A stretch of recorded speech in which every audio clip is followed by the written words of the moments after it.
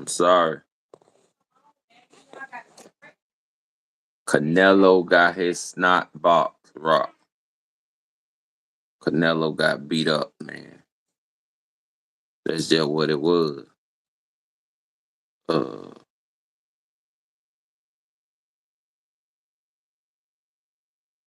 I'm live. With everything I've been going through this week, I'm feeling better. You know.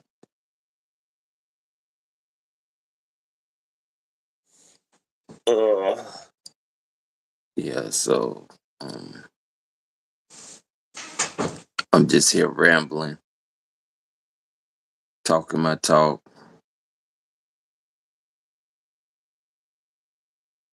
It's nothing special about this.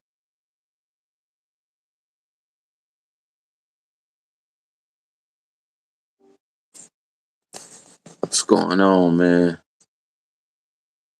Hey there, what's going on? Tell me about the fight.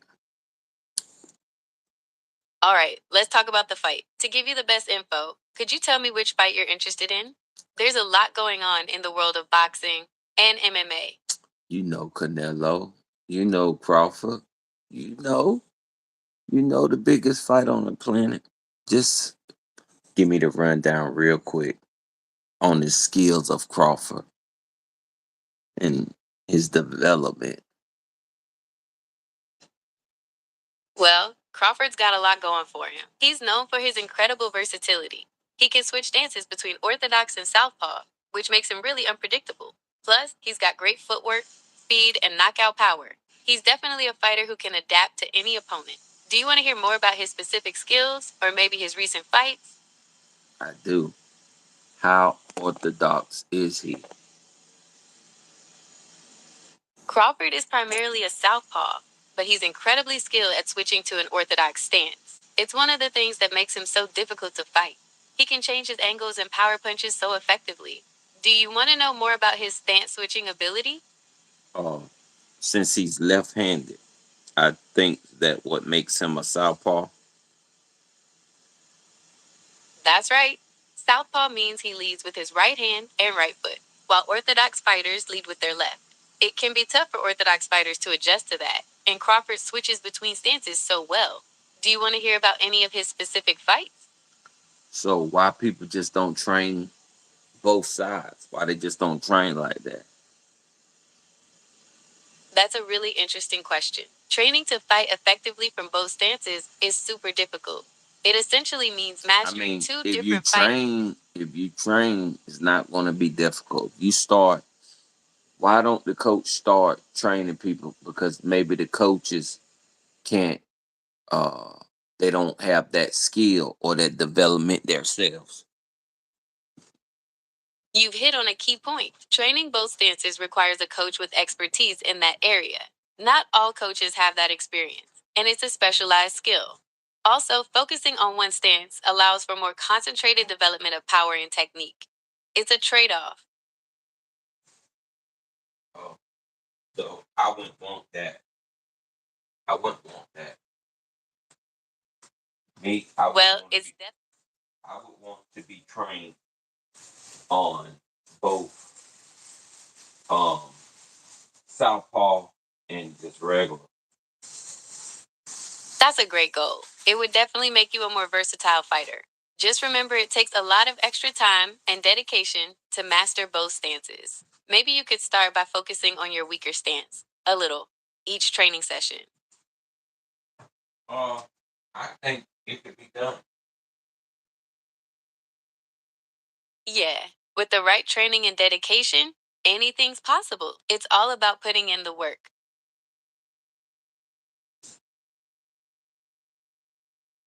I think people don't get it because they think that it can't be done. That's true. Sometimes people get discouraged before they even start. But with the right mindset and training, anything is possible. It's like weight training or anything. Exactly. It's like weight training or anything else. The more you practice, the better you get. It just takes time and effort. Just a reminder that I don't provide medical advice or diagnoses. You should always talk to a medical professional. Well, how bad did Crawford beat him? Crawford's win against Canelo Alvarez was pretty dominant. He controlled the fight and really showcased his skills. Alvarez is a tough fighter, but Crawford seemed to have his number that night. Which rounds were the most effective? Crawford really started to take control around the middle rounds. He was landing some great combinations and just seemed to be a step ahead of Canelo. Which rounds did Canelo win?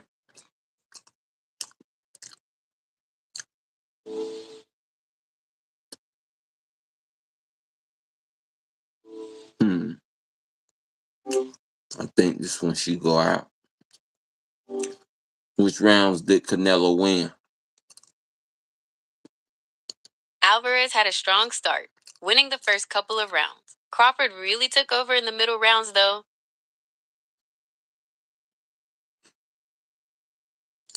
Did Crawford really put it on him, or he took it light on him? Crawford definitely put on a show. He was landing some really powerful combinations and seemed to be in control for most of the fight. Why most Latinos go with the secret headbutt?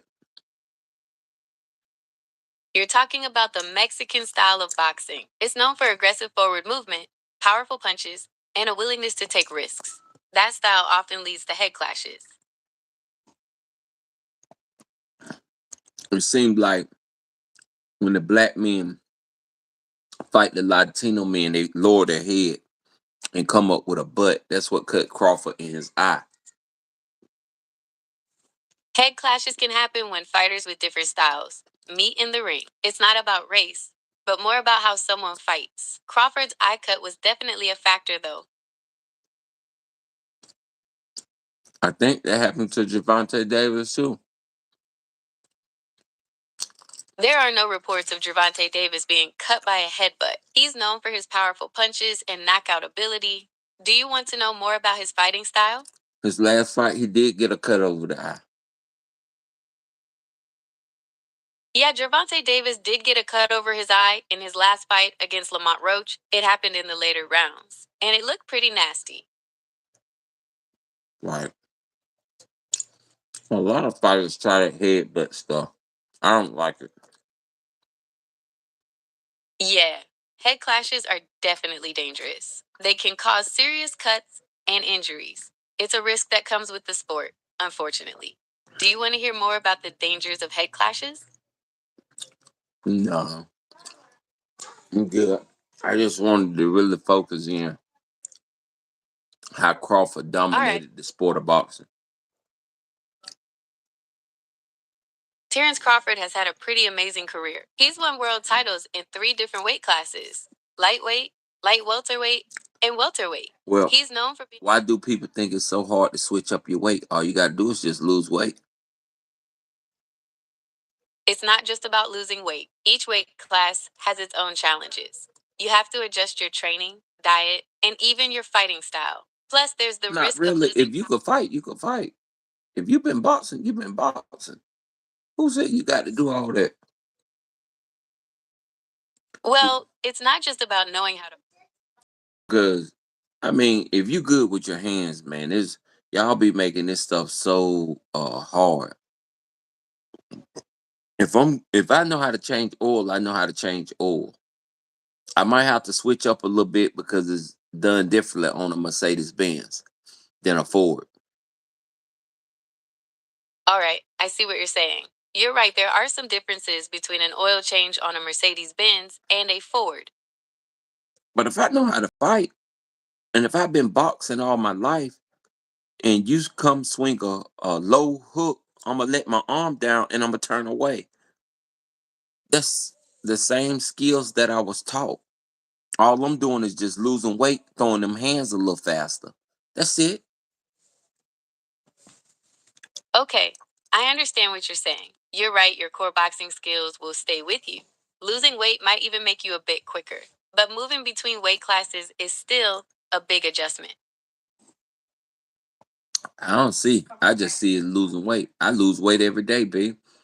You know, if I lose weight, I might not be able to push the heavy weight that I normally used to be able to push in the gym. You get what I'm saying? That's a good. But I still can push that weight and I still know the key basic functions of lifting weights. Same way with boxing. Yes, I understand that you're saying that the core skills of boxing remain the same regardless of weight class. You're right that your technique will still be effective.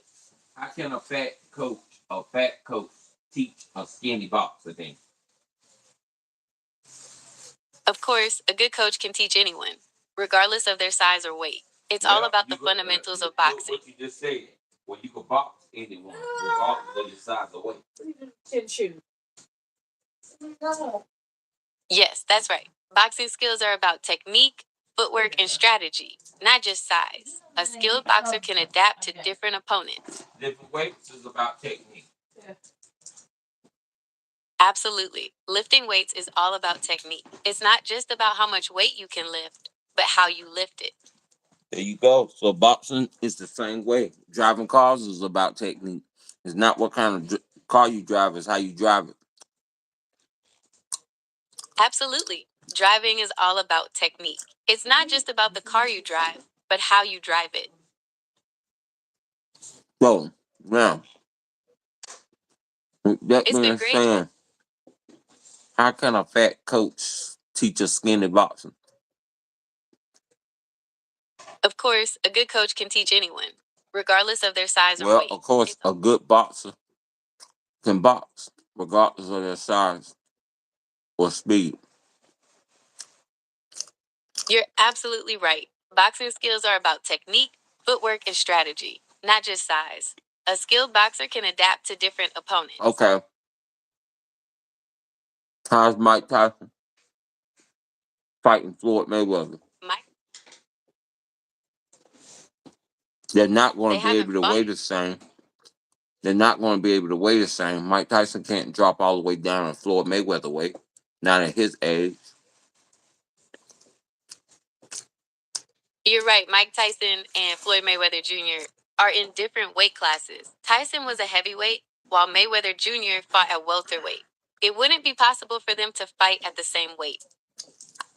Okay, but they're fighting, right? Because they're boxers, right? I know it sounds wild, but Mike Tyson and Floyd Mayweather Jr. are actually set to have an exhibition boxing match sometime in 2026. Okay, so that tells you what? If you're a boxer, you're a boxer. It sounds like you're saying that boxing is boxing, no matter the weight class. Is That- that right? That's what I'm saying. Driving is You're driving, no matter the car. okay. I see what you're saying. You're right. There are some differences between an oil change on a Mercedes Benz and a Ford. Yeah, but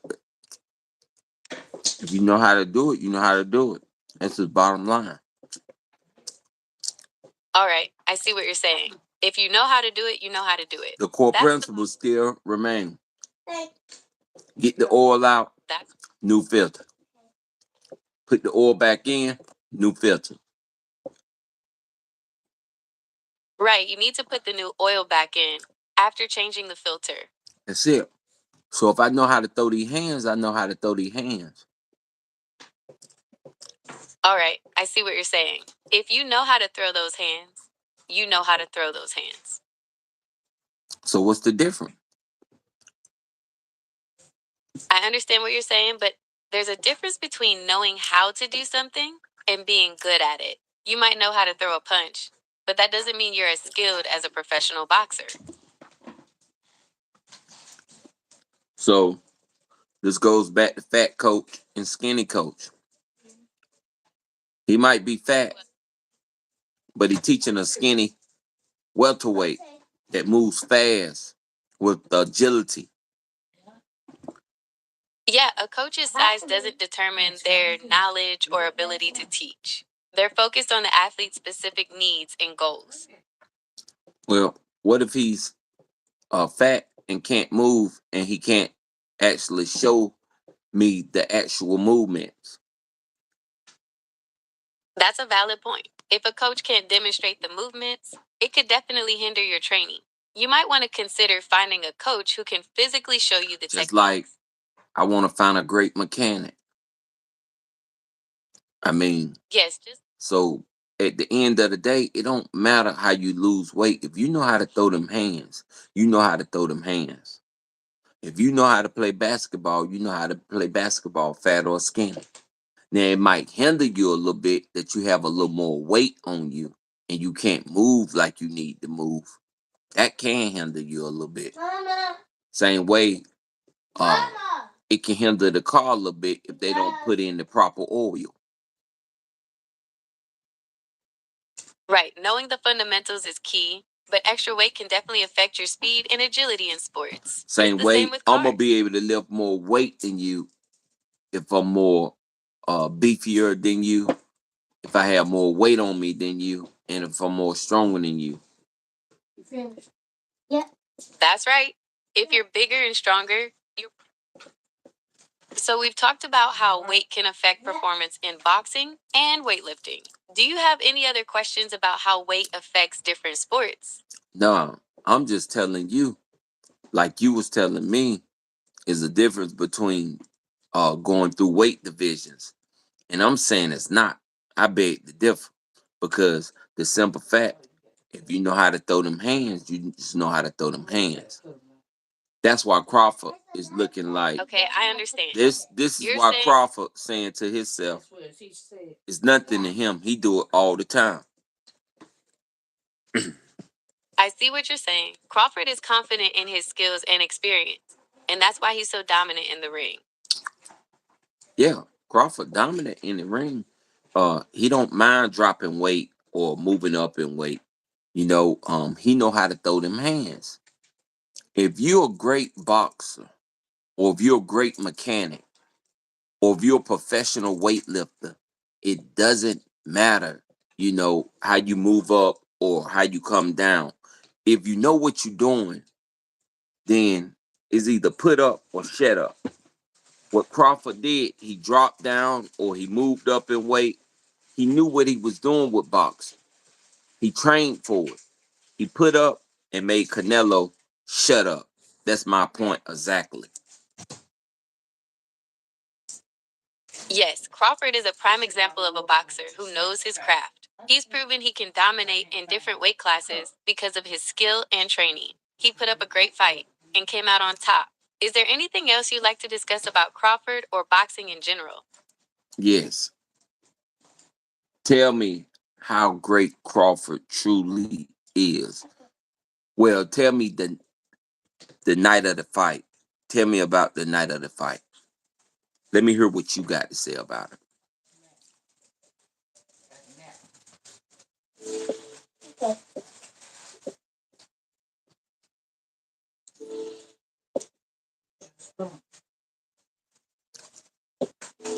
Okay, I think you got to disconnect it here. Tell me about the night of the Crawford and Canelo fight. What you think about it? Tell me how truly versatile Crawford really was.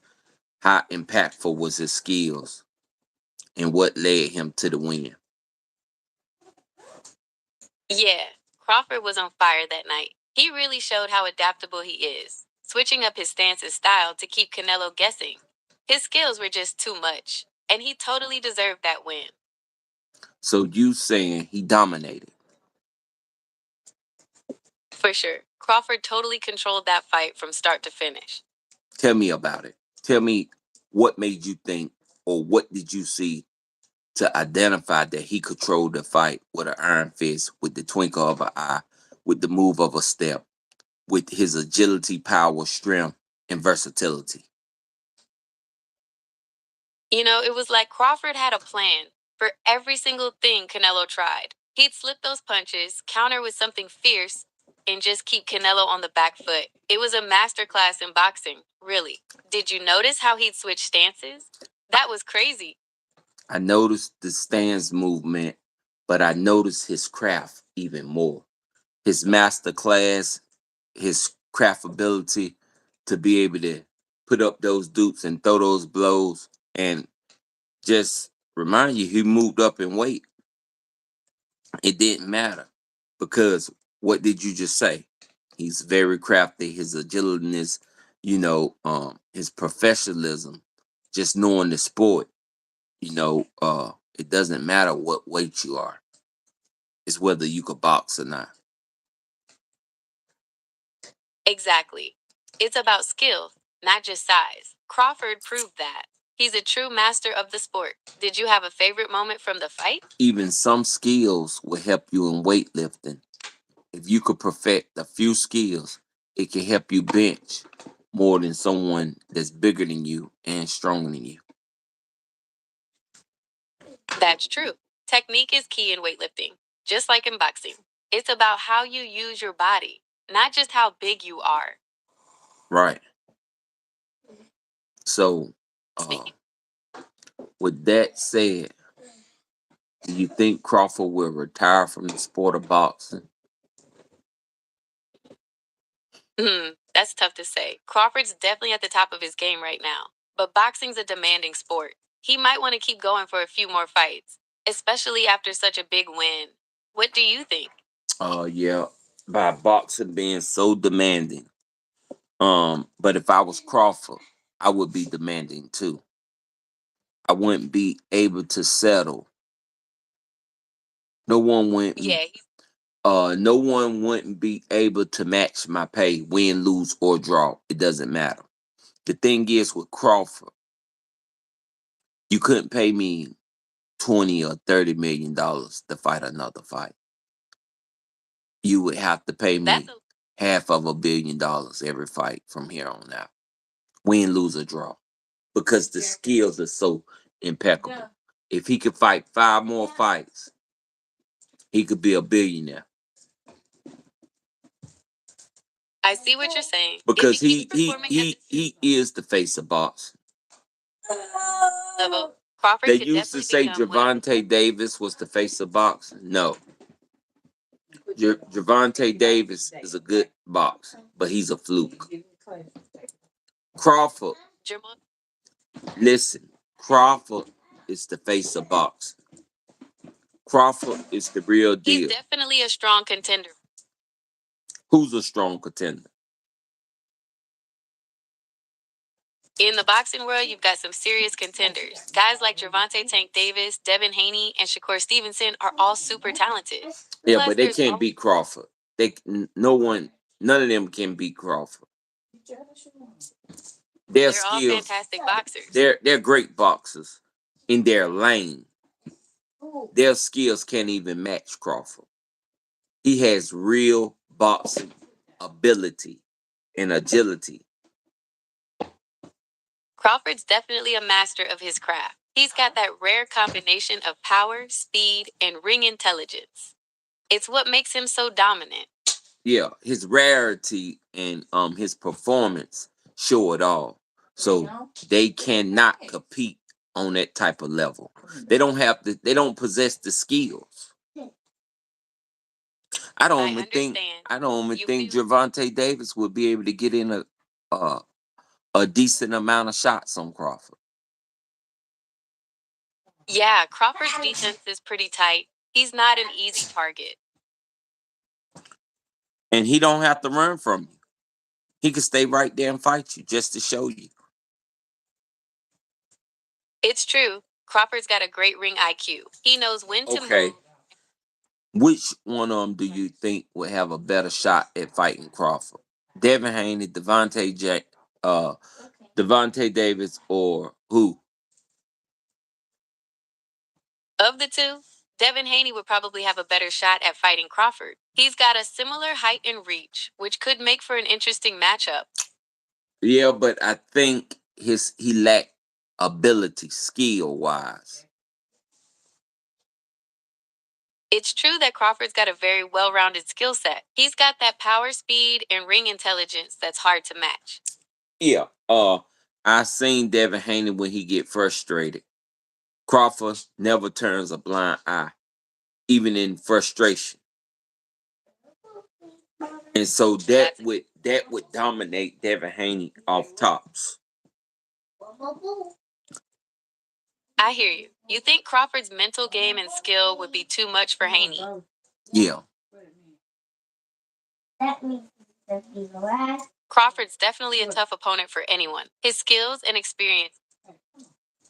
Do you have any other questions about the Crawford versus Canelo fight? Or is there anything else I can help you with? Uh that's all. Hey, look, with that said, I just wanted to say Crawford was a great boxer. He is a He great really boxer. is. It was a He is a great boxer. So He is indeed. It was do you think Devin Haney or Shakur Stevenson hang around Crawford, so he's not gonna want to fight Crawford. I'm pretty sure they didn't spar. I'm pretty sure Crawford dominates him in sparring. He's not gonna want no piece of Crawford. Even so, it's hard to say for sure what would happen in a real fight. Sparring is one thing, but a professional bout is a whole different ballgame. Well, you know Crawford's skill set. Don't act like you don't. Okay, will Roach go against Crawford? Yeah, Crawford's skills are definitely top notch. As for Roach, he's a legendary trainer, but even his best fighters would have a tough time against Crawford. So Roach fought Javante Davis in his last fight, right? Roach hasn't fought Davis. Roach is a trainer and has worked with fighters like Manny Pacquiao and Miguel Cotto. Who was Javante Davis' last fight? Gervonta Davis's last fight was against Lamont Roach on March 1st, Okay, so 2025. Roach fought Davis, right? You're right, Gervonta Davis and Lamont Roach did fight. It was a pretty big deal. Who would beat between Lamont Roach and Crawford? Crawford would be heavily favored in that matchup. He's considered one of the best boxers in the world right now. How many fights? Who was Crawford last two fights? Crawford's last fight was against Canelo Alvarez on September 13th, 2025. Before that, he fought Israel Madrimov on August 10th, 2024. Okay, and before that, who did he fight? Spence, right? That's right. Crawford's last fight before Canelo Alvarez was against Errol Spence Jr. So, Errol Spence Jr., what happened to him? Where is he in hiding? And where is he? What is he doing? Just vacationing, not training? I think Crawford put him in retirement.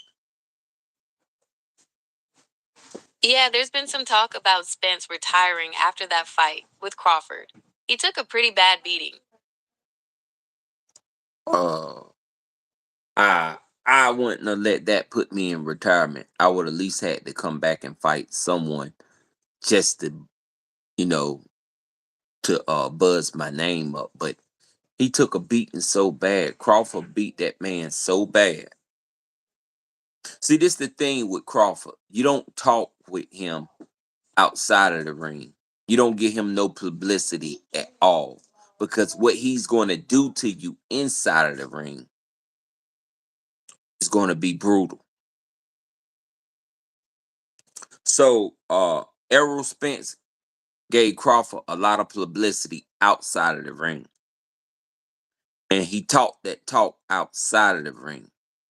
But he didn't train like he taught. Crawford trained like he taught. And he brutalized Errol Spence in that ring. He brutalized him so bad. He That's a good capitalized point. on every Crawford. move that he made. He blocked every throw that he threw, every punch that he threw, and capitalized on every move that he made and beat him to a bloody pulp. It's true. Crawford's ability to capitalize on his opponent's mistakes is a big part of what makes him so dangerous. He's incredibly precise and powerful. All right, well that's all I got. I gotta get out of here and hey, peace to Crawford, man. It's the Carolina Bull. It's the great one. Check out my YouTube shorts and hey, we back in the race for it, man. Absolutely. It's been great talking